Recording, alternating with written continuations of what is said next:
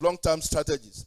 True professionals in this field understand their customers' ever-evolving tastes are changing, and work with the leadership of the bank to tailor services to meet those specific needs. It is you that identify this need before you pass the message across. You serve as an arbiter between the end users of those services and the bank itself. And if your information are distorted, definitely we won't be able to get the good result we are having now. So this aligns to the long-term strategy of the bank to build trust and reliability. This professional also safeguard to the best of their ability the reputation of the bank by engaging the public regarding the negative reviews and promoting positive development initiated by the bank. Ultimately, it is important to understand that our industry thrives on trust. It is the invisible force, that drives customer loyalty, investors' confidence, and the overall stability of our financial system. However, trust is not given. It is earned through consistent, transparent, and ethical practices over the years. A strong handshake between the banker and the communication and the marketing professionals will go a long way to build this trust, while at the same time offering top-notch banking services. This is why in my inaugural address just last Friday, the trust of this administration is anchored on the word legacy. And that's exactly what we are going to, myself and my team, the legacy team, we pursue logically to make sure that we are able to change, the ecosystem, to a better one. And in this legacy, my L, for example, stands for leading an innovative financial system. There is no gainsaying that the future of banking is based on innovation and creativity. And we will not relent our efforts. And we are going to demonstrate that, because if you want people to accept you, you must demonstrate the capability of being able to do what you're asking others to do. And already, our hands is already on the plow. As far as the institute is concerned, we are already digitalizing.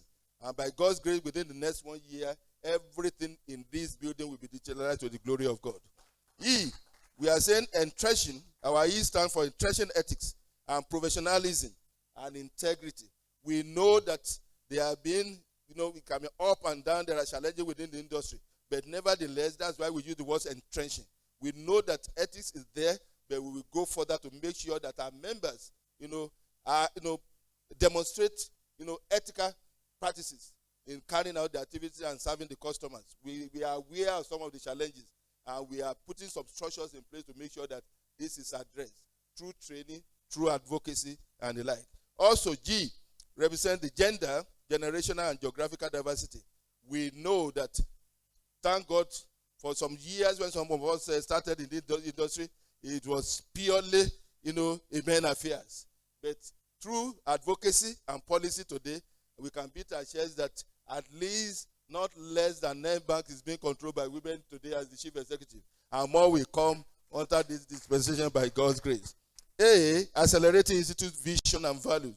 There are some visions that are very key to us. Transparency, honesty, responsibility. We want to make sure that those who we are producing for the industry, are already, they inculcated this, and they will demonstrate it well on the field.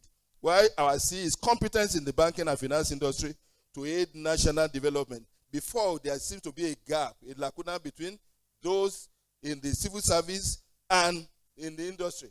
And we have determined this time around to make sure that this is bridged. And it gladdens my heart that when we were at Abuja last week, already the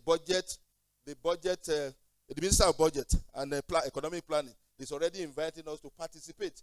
We cannot keep aloof and allow the less privileged, the less exposed people to be dictating for us.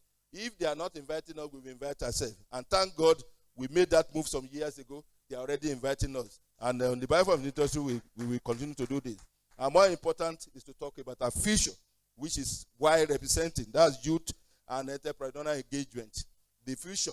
Anybody who wants to think about the future must be thinking about the younger ones. Whether we like it or not, in the next 10 or 15 years, some of us that are standing here may not be here, whether we like it or not.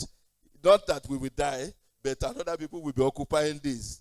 Some people were in these platforms some years ago, they are no longer there. So our focus is going to be seriously on the youth. And we started that during the last tenure of my predecessor, We started a program called the Gen Z Stroke Millennial Program.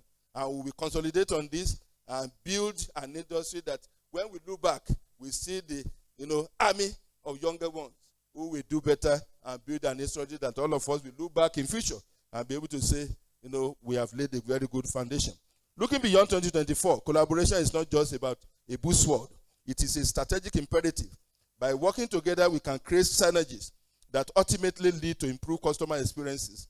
The Chartered Institute of Bankers of Nigeria is open to collaborations, and I thank God my brother Rashid has been doing that for years. We are still open for more collaborations, with you, by way of capacity building, sensitization, advocacy programs that will enlighten and draw attention, to the importance of our joint purpose, which is to build an economy that all of us will be proud about. As aptly put by Michael Jordan, talent wins a game, but teamwork and intelligence win the championship. We don't just want to win a game, we want to win a championship. Thank you for your keen attention, and I look forward to a fruitful discussion and outcome of this conference.